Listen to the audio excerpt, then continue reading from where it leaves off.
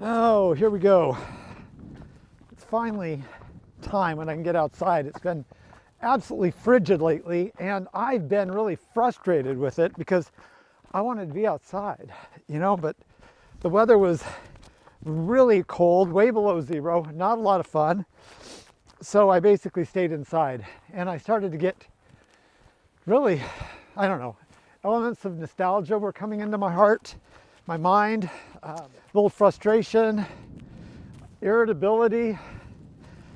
I struggled, and I realized as I started to evaluate that, I have the winter blues. So today we're going to talk about how you defeat the winter blues. If you want some points on how you can not only avoid but mitigate the winter blues, stick with me. Let's go for a walk.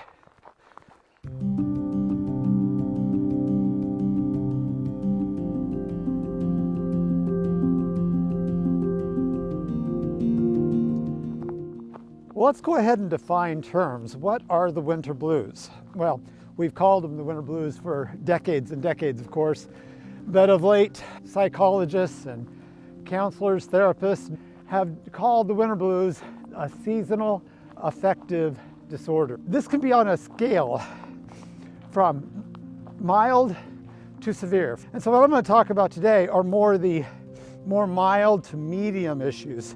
Now, the winter blues basically manifest themselves in various symptoms. I mentioned a couple already.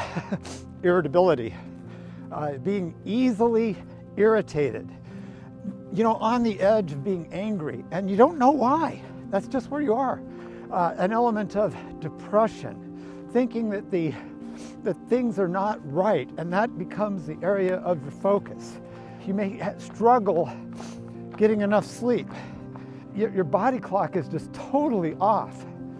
Your appetite might be off.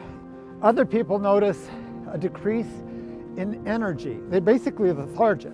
All they want to do is sit around and mope. Other people have a hard time engaging in activities that used to make them happy, that they used to enjoy. But the problem is, if you allow yourself to stay in that state for a prolonged period of time, you could really cause yourself harm, not only in the increase of all of your stress hormones and the negative effects that has on your body, but also your relationships. The people that are around you notice you're just off, and sometimes they'd rather be in a different room. So what are some things that you could do if you have the winter blues, if you're on that spectrum of seasonal affective disorder? What are some of the things that you might be able to do? Well, the first one is simply to be aware. Be aware of your body. Recognize your feelings. Recognize your emotions. Don't allow your emotions to control you, but recognize them. But our body is the key. Our body will tell us if something's off. And so recognize perhaps that tendency to just not want to do anything. Recognize the feeling of anger for no apparent reason. Recognize it. Name it. Because here's the thing. Our body will reveal emotions, and emotions end up in behavior. And if we don't have control of those emotions, we can end up doing things, saying things that just hurt ourselves and other people. So number one, whoops, a little slippery there. Number one, recognize your body. Pay attention to that. Practicing deep breathing can really be helpful, because the problem is when we're in a state of frustration, melancholy, depression, anxiety, our frontal cortex goes offline. And the frontal cortex is where we are able to basically make sense of everything that's around us. Without the frontal cortex, it is so easy to basically just be controlled by our fears, by our imaginations, by all those emotions. Getting it online is crucial. Well, how do you do that? Oxygen. You get oxygen by breathing. And so I recommend deep breathing. You want to breathe in slowly and then breathe out longer than you breathed in. A lot of people will put a positive affirmation to that breathing exercise. I like to put scripture to mine. So one of the scriptures that I like to use on a day like today when it's cold, and I may be feeling a little depressed or a little sad or a little melancholy, is the appeal of David. This is the day the Lord has made. I will rejoice and be glad in it. Number 3, eat a healthy diet. One of the problems that we have when we have this seasonal affective disorder or the winter blues is we can stock up on carbs.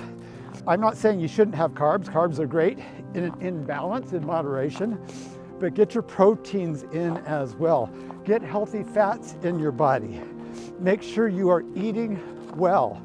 Don't just eat chips and ice cream, although they sound good, don't they?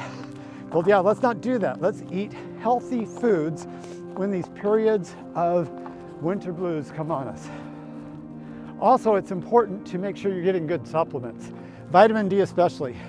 You know, we get vitamin D naturally from the sun, but when the sun is behind the clouds, you're not getting a lot of vitamin D, especially when the days are shorter up here in the northern climes. So making sure that you are getting a good vitamin D, one that provides the vitamin in a way that your body can absorb it so it's bioavailable. Really, really, really important. Another thing you can do is try as much as you can to get up at sunrise. When that sun is just peeking over the horizon, try to get up at that time and get your body moving when the sun is up. You can get back on that basic rhythm. Now, everybody can't do that. Of course, some people have to be to work at times where they have to get up when it's dark and they come home when it's dark. That's part of the problem. If that's you, then consider light therapy. There's some really cool alarm clocks that I've seen out that actually simulate the sun coming up over the hills. And so it'll start to get brighter and it'll come on and start to get brighter and brighter and brighter. And your body just naturally wakes up. Light therapy can be very helpful. And I cannot overstate this next one, and that is simply to get outside. Yeah, you may not be able to get outside all the time. I mean, when it was below zero, I tried, and my body said, "What are you doing out here? You're a crazy guy. You need to be inside." And so that's what I did, is I went inside. But you know, getting outside is simply wonderful. Being able to see some of the beauty in nature. Don't look at everything as simply gray and dark. You know, we don't live in a world that is just completely devoid of beauty. So look outside and find some beauty. Find beauty. If you could look for that beauty, your heart could be warmed in those times of sadness. If you're in your home, try to keep the blinds open. I know sometimes the blinds are helpful. They provide a little bit of insulation, but during the day especially, try to keep your blinds open so you can get as much natural sunlight as possible in your home.